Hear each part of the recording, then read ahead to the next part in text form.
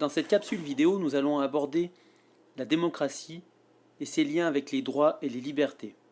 Pour commencer, arrêtons-nous un instant sur la définition du mot démocratie donnée par le dictionnaire Le Robert.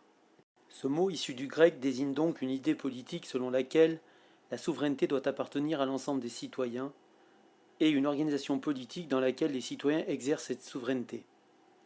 En d'autres mots, le pouvoir appartient au peuple. Cette définition s'appuie donc sur des éléments politiques. Effectuons un rapide retour sur la Révolution française de 1789. Avec la disparition de la monarchie absolue, le peuple se voit progressivement attribuer un pouvoir politique de plus en plus important. Cette illustration représente le serment du jeu de paume, événement fondateur de la démocratie française. Il est en effet à l'origine de la séparation des pouvoirs et de la souveraineté nationale.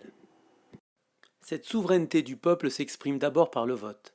La Constitution de 1791 introduit le suffrage censitaire, autrement dit le droit de vote pour les hommes payant un certain montant d'impôts. En 1792, après la déchéance du roi, les débuts de la République sont marqués par le passage au suffrage universel masculin. Le droit de vote ne dépend plus du montant d'impôt, autrement dit de la richesse.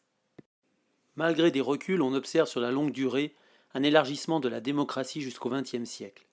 Le suffrage universel masculin n'est plus remis en cause à partir de 1848 et le droit de vote est accordé aux femmes en 1944. Sur l'illustration, nous pouvons voir le premier vote des femmes en France lors des élections municipales d'avril-mai 1945. La France est aujourd'hui une démocratie car elle est un État de droit. Cela signifie que ses lois garantissent les libertés individuelles et collectives. Sa constitution mentionne l'attachement du peuple français aux droits de l'homme tels qu'ils ont été définis par la déclaration de 1789.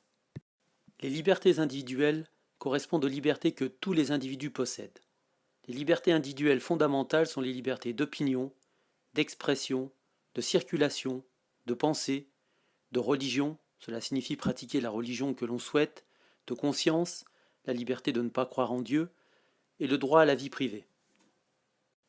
Les libertés collectives correspondent à des libertés auxquelles ont droit des groupes de personnes.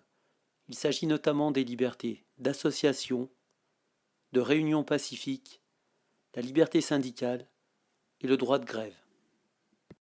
En bref, la reconnaissance et le respect des droits et des libertés sont au même titre que la séparation des pouvoirs ou la souveraineté du peuple des éléments constitutifs de la démocratie.